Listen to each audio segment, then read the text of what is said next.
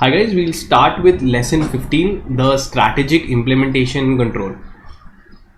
Firstly, in the previous chapters we learned that we make certain strategic plans. Now, why do you make strategic plans? So that you can achieve the objectives of profitability, of growth, of creating value. But tell me one thing, खाली plan बना के हो जाएगा क्या? Will you achieve the objectives? Just by making the plan, do you achieve the goals? No. The second important thing is to implement it. When I say implement means what? Putting the strategy, putting the plans into action. That is called as implementing. And once you implement it, you require a constant control over the actions. I can call it as monitoring of the goals, supervision, ensuring that if there is any deviation, immediate corrective measures are taken. So let's see. In the initial chapters we saw about strategic plan. Here we are seeing about implementation and control. So what do you mean by strategic implementation? So strategic implementation is putting a strategy to action. Putting a strategy to action. Now strategy is a mere means to achieve the ends.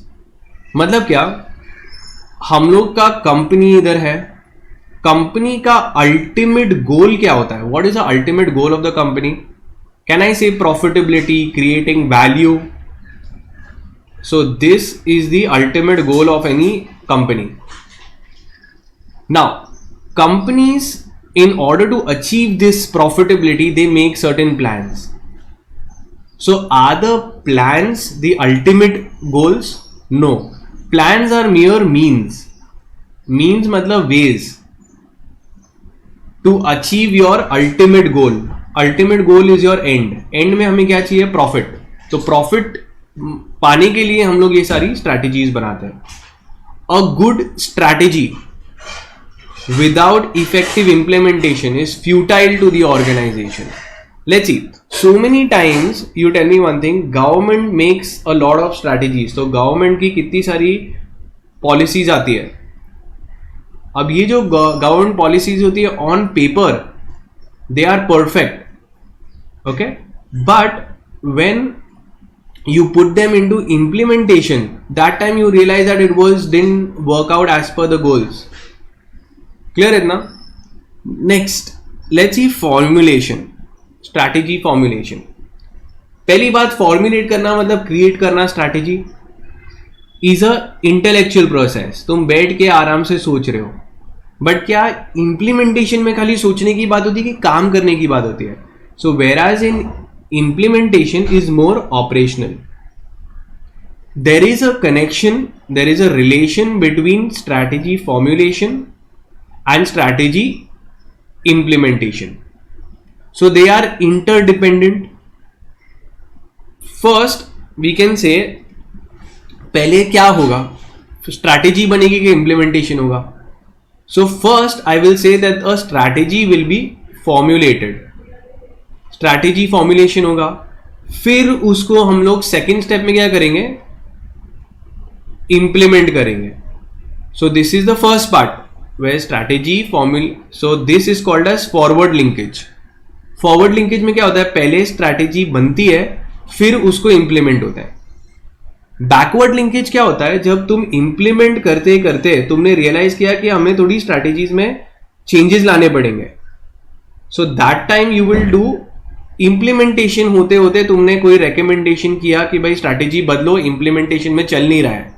That is called as backward linkage. Clear है ना? तो forward linkage and backward linkage. So in forward linkage, what is made first? Formulation is made. It's formulated and then it is implemented. In backward linkage क्या होता है? Implement करते करते थोड़े recommendation जाते हैं और backend में changes लाते हैं strategy में. Moving forward, now these are just read, you can putting as headings only. Strategy जब implement कर रहे हो, supporting factors. इंप्लीमेंट करते वक्त क्या होगा? सबसे पहले प्लान की जरूरत है, ऑर्गेनाइजेशनल स्ट्रक्चर की जरूरत है कि तुम्हारा स्ट्रक्चर कैसे होगा, सीईओ कौन होगा, मैनेजर्स कितने होंगे, डिपार्टमेंट्स कितने होंगे, नेक्स्ट इज ह्यूमन रिसोर्स, कितना स्टाफ तुम्हारे पास में है. एनुअल पूरा प्लान की जरूरत रहेगी. You need continuous monitoring and controlling. Now issues in strategy implementation. Implement करते करते क्या इशू आ सकते हैं? तो जनरली ये लोग ने क्या दिया है कि तुम जब प्रोजेक्ट इंप्लीमेंट कर रहे हो, तुम्हें उसका ऑलरेडी डिटेल में टाइम शेड्यूल बनाना बहुत जरूरी है. तो अगर वो नहीं बनाओगे तो स्ट्रैटेजी कंप्लीट नहीं होगी. सो एक डिटेल स्ट्रैटेजी बनानी पड़ेगी. उसके अंदर ऑल्टरनेटिव्स को स्टडी करना पड़ेगा. प्रिलिमिनरी प्रोजेक्ट एनालिसिस होंगे. You will analyse whether the project is working out. You will have a lot of the top heads suggesting whether any strategies should be changed or no. Okay, and then in the end they will disband the project, means close the project. Disband means to end it after it has been successfully implemented. दूसरा issues क्या आ सकते हैं procedural में? अगर मैं तुमको बोल रहा हूँ कि तुम्हें कोल माइन सेटअप करना है, कि एक पर्टिकुलर एयरपोर्ट चालू करना है, तो सबसे बड़ा प्रॉब्लम क्या आ सकता है?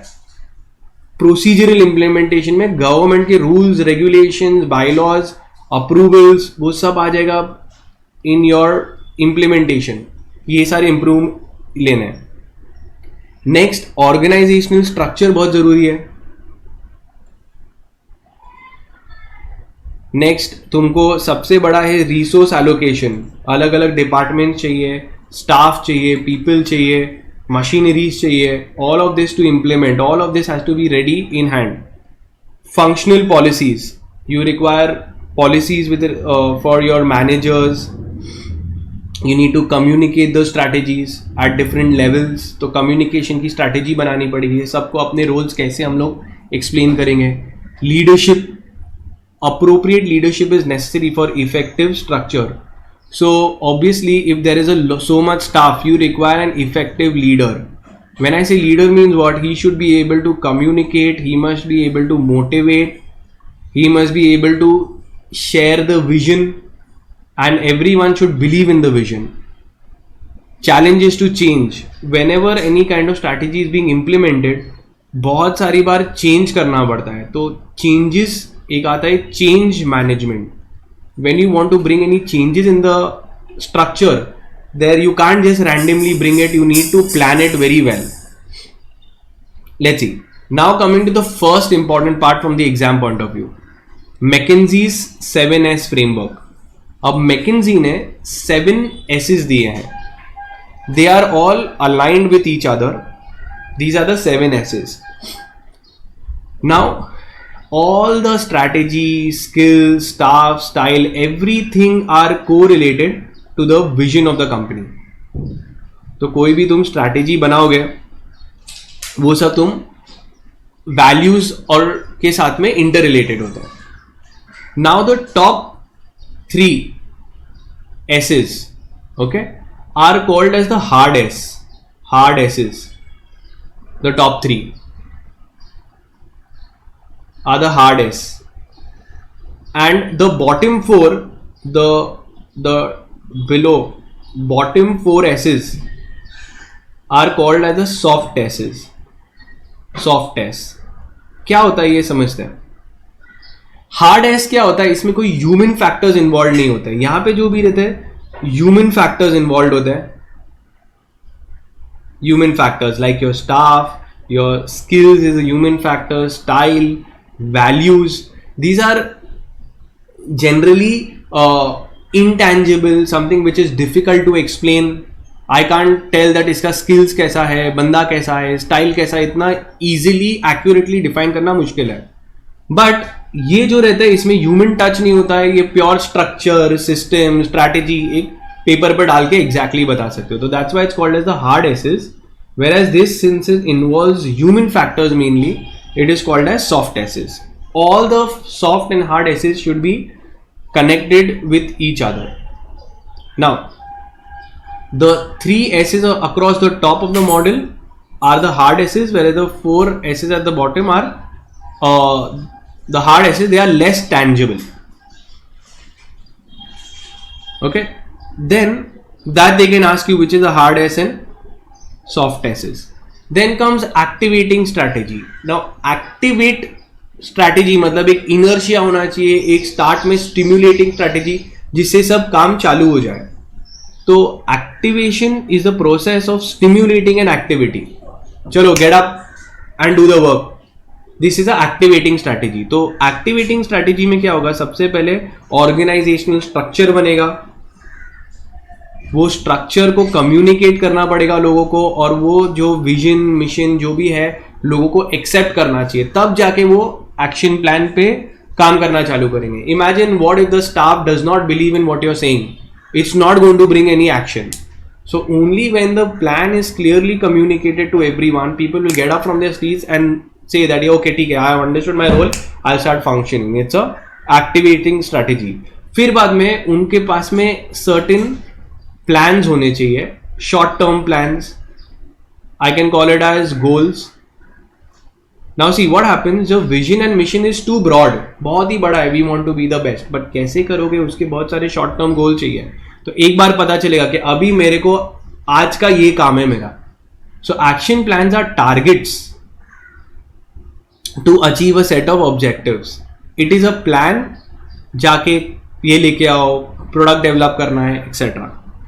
Translating of general objectives into specific objectives. तो जो भी जेनेरिक विजन मिशन है वो तो जनरल स्टेटमेंट्स है, बट हम लोग को और थोड़े स्पेसिफिक चाहिए, तब जाके एक्शन होगा. Next is resource mobilisation. पैसे के बिना आगे कुछ भी काम नहीं होने वाला है, तो को रिसोर्स, ह्यूमन, बहुत सारे फैक्टर्स का इकट्ठा करके लाना पड़ेगा. Some of the problems faced during which is encountered in the process of resource allocation. Power play. Power play मतलब क्या, हर डिपार्टमेंट को ज्यादा पैसा चाहिए, आपस में झगड़ा करते, तो जो ज्यादा डोमिनेटिंग होता है they want to get more money. So power play हो जाता है. While implementing by distributing the resources, the marketing team wants that इससे तो कुछ नहीं होगा, या प्रोडक्शन टीम से हमको ज़्यादा चाहिए, HR से इतना पगार हम लोग को ज़्यादा देना पड़ेगा. तो पावर प्ले होता है. Commitments of past. अगर तुम्हारा ऑलरेडी कुछ पास्ट का प्रोजेक्ट है तो तुम अभी ये वाले प्रोजेक्ट में ध्यान नहीं दे पाओगे. Resistance to change. whenever anything new is being brought in, there is a human philosophy to object it. Then comes to another important part, the forms of organizational structure. The first form is called as a functional structure. Functional में क्या होता है, company board of directors को बनाते हैं, board of directors एक executing officer रहता है कॉल्ड एज CEO, और फिर बाद में डिपार्टमेंट्स होते हैं. There is sales, production, IT, legal, finance, ऐसे करके डिपार्टमेंट होते हैं. ये नॉर्मल स्ट्रक्चर्स होता है कंपनीज का. There are departments and all the functional heads, sales manager, production manager, information technology manager, legal manager, finance manager, they all report to one particular, directly to the CEO. So this is called as a functional structure. फिर जो larger organizations रहते हैं उसमें ये नहीं चलता है, उसमें क्या चलता है, divisional structure चलता है. अब डिविजनल स्ट्रक्चर क्या होता है, these are meant for larger organisations who have multiple, they are functioning in multiple areas and multiple products. तो उसमें कैसा स्ट्रक्चर होता है देखते हैं. उसको डिपार्टमेंटल वाइज डिवाइड नहीं करते, प्रोडक्ट वाइज या एरिया वाइज डिवाइड कर सकते हैं. फॉर एग्जाम्पल एक CEO है, तो CEO ने प्रोडक्ट ए के रिलेटेड अलग अलग डिपार्टमेंट्स बना दिए, तो मार्केटिंग, लीगल, प्रोडक्शन, IT इधर होगा. फिर दूसरा प्रोडक्ट B, तो प्रोडक्ट B के अंदर वापस मार्केटिंग, प्रोडक्शन, लीगल, IT होगा. प्रोडक्ट C के अंदर वापस होगा. तो तुम नोटिस करोगे कभी कभार like your ITC, Indian tobacco company, उनका होटल इंडस्ट्री के लिए अलग ही टीम होगी, अलग ही लीगल टीम होगी, अलग ही फाइनेंस टीम होगी, और उनका सिगरेट डिवीजन, FMCG के लिए अलग ही डिवीजन होगा. तो बड़ी बड़ी कंपनी जिसमें बहुत सारे प्रोडक्ट्स है वो लोग डिवाइड करके रख देते हैं, और हर department will be treated as a specific business unit, SBU. मतलब ये इसके अंदर ही एक वन इन होल होगा पूरा. फिर ये एक अलग होगा. तो ये जैसे प्रोडक्ट वाइज डिवाइड किया है, एरिया वाइज भी डिवाइड कर सकते हैं. सोचो अगर तुम्हारे बिजनेसेस इंडिया में है तो इंडिया डिवीजन इधर होगा, अगर तुम्हारा एक US डिवीजन है तो वो इधर होगा, और तुम्हारा maybe business is also there in let's say Dubai, तो दुबई का डिवीजन ऐसा होगा, तो बड़ी बड़ी कंपनीज ऐसे डिवाइड कर देते हैं. Then coming to basis of division could be of product and of territory. Next, if you go to see the another one, obviously ये वाला जो था बड़ी बड़ी कंपनीज के लिए कॉस्टली होता है, क्योंकि मार्केटिंग डिवीजन सब जगह हो रहा है, एक ही मैनेजर सब नहीं संभाल रहा है, वो अपने अपने प्रोडक्ट या एरिया को ही संभालेगा. Next is your matrix organisational structure. अब मैट्रिक्स ऑर्गेनाइजेशनल स्ट्रक्चर समझते कैसा है?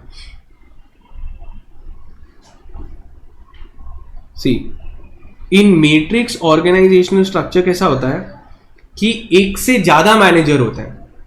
तो समझते यहां पे मार्केटिंग है, तो मार्केटिंग का एक यहां पे रोल है, यहां पे डिपार्टमेंट है, तो उसको इलेक्ट्रॉनिक डिवीजन भी संभाल रहा है और मार्केटिंग हेड भी है और सीईओ भी है.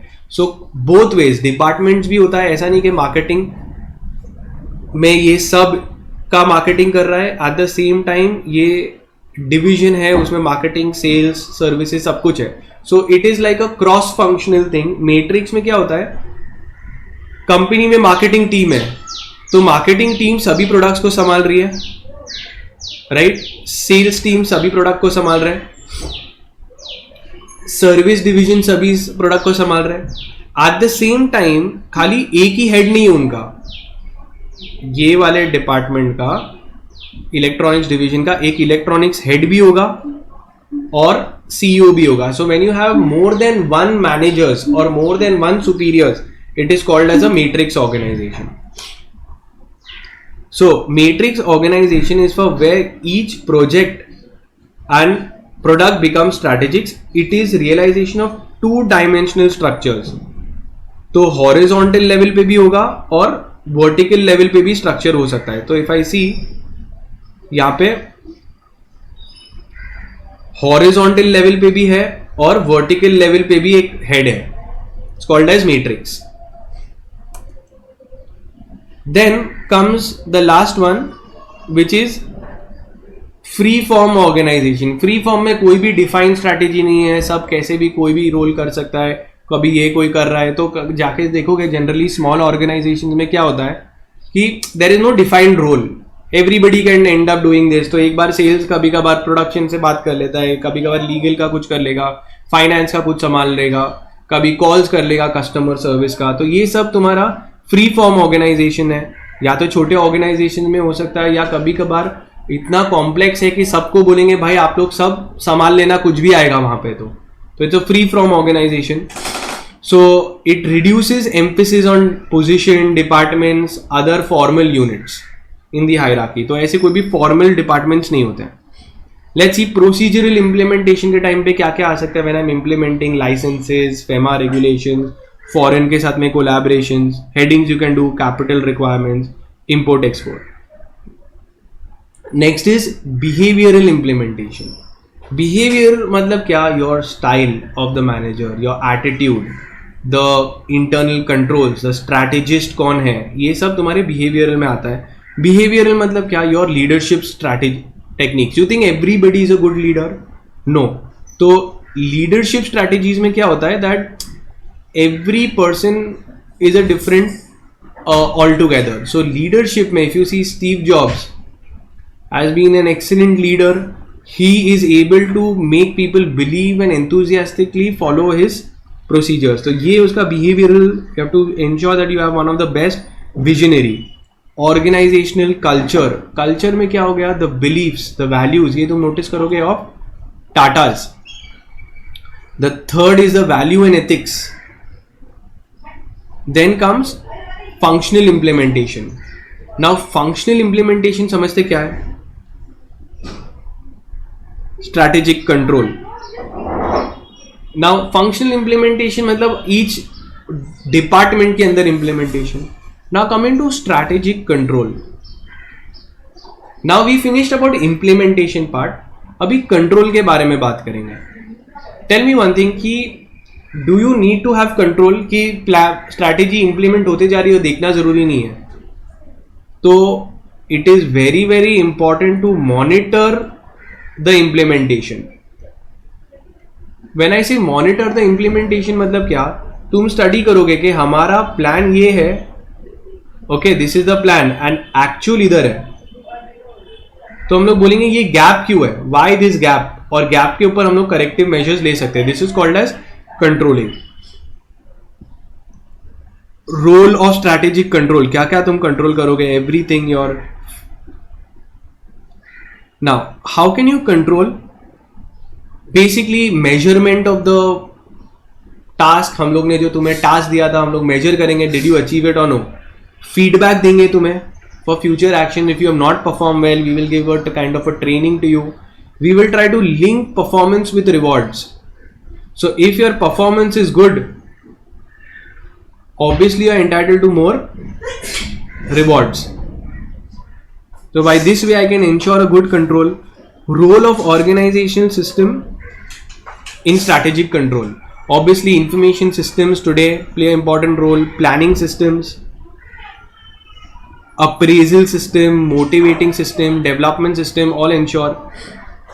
Control process, set the standard, measure the actual performance, compare कि दोनों में कितना difference है, gap क्यों था, comparison between the actual and the standard, and then we can find out, analyze the variance कि क्या difference था, and then take corrective measures. Okay. Then comes control techniques. Control techniques में क्या क्या हो सकता है, either you see reviews, you check the reviews, then you can see the premise control. Premise control मतलब जो तुमने basic assumptions लिए थे कि तुम सोच रहे थे कि तुम्हारे main target audience is in the age group of 18 to 24, तो हमारा ये premise था, ये assumption था. बट जब हम लोग ने इम्प्लीमेंट किया तो बाद में पता चला कि तुम्हारे मेन ऑडियंस तो 30 to 34 के बीच में है. तो premise is basically assumption control, तुम्हें कंटिन्यूसली चेक करते रहना पड़ेगा. फिर तुम्हारा मोमेंटम कंट्रोल, कि तुम्हारा मोमेंटम चल रहा है या नहीं. Now you tell me, certain companies like Pepsi, they will just want not too many changes. Pepsi का कभी टेस्ट बदला है क्या? नहीं, और बदलेगा भी नहीं. ये लोग क्या स्ट्रैटेजी फॉलो करते हैं, maintain what is going on. Okay, so where they feel that it will go valid for a long period of time, they will keep doing that. But अगर कोई चेंजेस आए तो उसमें चेंजेस लाने पड़ेंगे. They will check कि उनका continued revenue क्या है, एक्सपेंसेस क्या है, प्रॉफिट क्या है, इन्वेस्टमेंट सेंटर्स क्या है. मोमेंटिव control is mainly for businesses which will have a continuity of the same kind. The major assumption at the time of strategic formulation remain valid for quite a long time. There may be changes and that time you will have to make the according changes. फिर आता है leap control. Leap is little bit faster, जो relatively unstable and turbulent environment में काम करते हैं. Okay? So to cope with the environmental realities like mobile phone industry, they work in a fast growing changing environment, so उसकी भी strategies अलग होगी. Then implementation control. Implementation के time पे many things must come to light that you will have to make the changes. Surveillance on a continuous basis and alert control. Alert control क्या है, जब कुछ sudden कुछ हो गया, for example there might be an earthquake or there might be some natural calamity, so automatically तुमको alert हो जाना चाहिए and you can make the changes. This is basic stuff, not too important. Employees responses to control. So control systems can trigger whenever you try to control. दो type के events हो सकते हैं from way of human behavior. Either it could be a positive reaction or it could be a negative reaction. Negative reactions can be there, okay, where they will have lack of participation, so you have to continuously monitor your employees also. Now another important from the exam point of view is balance scorecard. Now let's see what is balance scorecard. Now balance scorecard was published in 1992 by Kalpin and Norton. Okay, क्या बोला था ये लोग ने कि 4 important areas में एक balance maintain होना चाहिए, एक स्टैंडर्ड मेंटेन होना चाहिए, सब कुछ अच्छे से चलना चाहिए, and they will all be align to the vision and mission. कौन से 4 एलिमेंट्स पकड़े वो लोग ने? financial sector, customer service, your internal processes, and lastly your learning and growth. They all should be aligned to what? It should be according to the vision and mission of the company. That is simple. Vision और mission के हिसाब से मतलब क्या, ये सारी चीज़ों में एक अच्छा खासा बैलेंस होना चाहिए. सबसे इंपॉर्टेंट, ये तो कोई भी इंसान बोलेगा कि सबसे इंपॉर्टेंट डिपार्टमेंट कौन सा है कंपनी के अंदर, that we can say is your finance department. तो रेवेन्यू कैसा था, एक्सपेंस कैसा था, रिटर्न ऑन इन्वेस्टमेंट कितना था, नेट इनकम क्या था, तो उसको जरा चेक करो. कस्टमर में कस्टमर का फीडबैक क्या था, कस्टमर सेटिस्फाइड है, रिटेन्ड है या नहीं, तो उसको भी स्टडी करो. दूसरा इंपॉर्टेंट एलिमेंट. तीसरा इंपॉर्टेंट एलिमेंट क्या है? इन्वेंट्री. इंटरनल प्रोसेसेस में वेदर द इंटरनल प्रोसेस में डिविएशंस था, क्वालिटी मेंटेन हो रही थी, राइट टाइम पे प्रोडक्ट्स पहुंच रहे थे या नहीं, तो ये भी हमें चेक करना है. और लास्ट में एम्प्लॉयज को क्या हम लोग प्रॉपर ग्रोथ दे रहे, लर्निंग दे रहे, ट्रेनिंग कर रहे, सेटिस्फाइड है या नहीं एम्प्लॉयज. तो ये सब हमारे 4 important aspects in balance score card. तो let's see, balance score card is a strategic and management technique. You get, it improves the communication and feedback, and you can monitor the performance whether it is achieving the objectives and goals or not. तो वापस balance scorecard is 4 boxes represent the main areas of consideration under balance scorecard. तो ये 4 main areas हैं और ये सब align होते हैं to vision and mission. Then comes your next part is your strategic change management. Now change, tell me one thing, do you all like change? Does anyone like change? No. There will always be a resistance to change. So for example, if a company wants to merger and amalgamation, तो अगर तुम देखोगे air India और Indian airlines का जब merger हो रहा था, तब they all went, the employees went on strike because they didn't want that change. अगर कोई नया न्यू सॉफ्टवेयर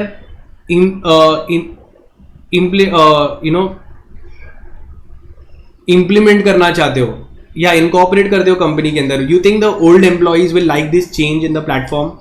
कभी भी चेंज आता है तो डोंट लाइक. तो इसको चेंज को मैनेज करना पड़ेगा बिकॉज ऑर्गेनाइजेशन को अलग अलग टाइम पे चेंज करना पड़ेगा. So how do they do that?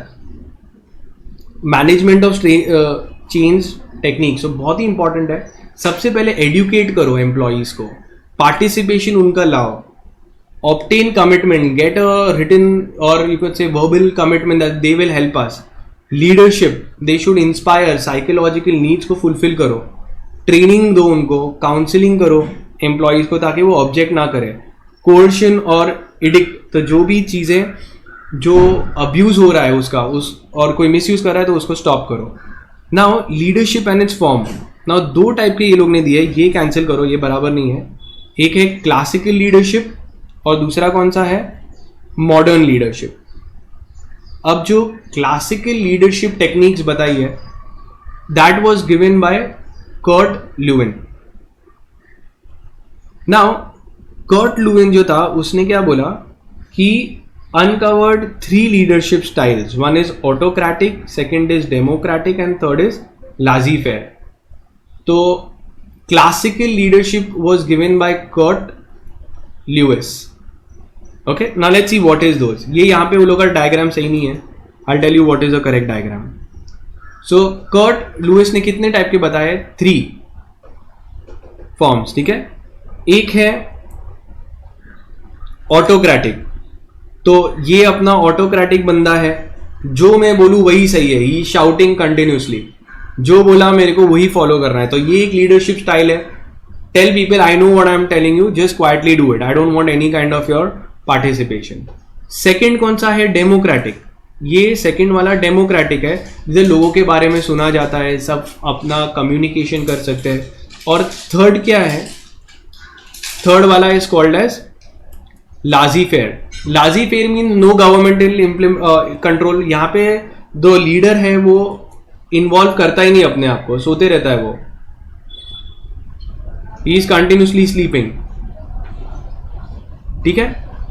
डेलीगेटिव, सबको डेलीगेट कर दिया, लिटिल और नो गाइडेंस ओनली, तो वो लोग सबको खुद से ही अपना अपना काम करना है, because if you trust their lower level employees are talented then you will go for delegative, that is laissez faire, clear है ना। फिर नेक्स्ट मॉडर्न लीडरशिप स्टाइल जो दिया है कैटेगरीज, तो ये किसने दिया था, डैनियल गोलमैन हैज गिवन 6 की लीडरशिप स्टाइल्स, तो इसने यहाँ पे 6 लीडरशिप स्टाइल दिए, 1 2 3 4 5 एंड 6, समझते कौन से हैं ये। तो गोलमैन की 6 लीडरशिप स्टाइल्स हैं, that is your first, second, third, fourth, fifth and sixth. सबसे पहला वाला बोल रहा है विजनरी, तो विजनरी क्या है, he motivates the people, he tells people come with me, he builds in self competence, empathy, change catalyst, उसकी वजह से सब कुछ चेंज होता है, ये विजनरी को चाहिए। स्टीव जॉब्स, कोचिंग में क्या होता है, वो लोगों को कोच करता है, he develops people for the future, he creates them self awareness, try this, he coaches them. Affiliative में क्या होता है, creates harmony, brotherhood, emotional bonds, people come first. Democratic में क्या होता है, फोर्जेस कंसेंसस, लोगों का पार्टिसिपेशन करते हैं, what do you think, strategy. Pace setting में क्या होता है, सेट खुद अच्छा काम करेगा ताकि दूसरे लोग उसको फॉलो करें, he himself will set high standards for performance and do as I do. Next is commanding में क्या होता है, demands immediate compliance, do what I tell you. तो these are 6 styles of leadership for Goleman, and that is it, we are done with the chapter.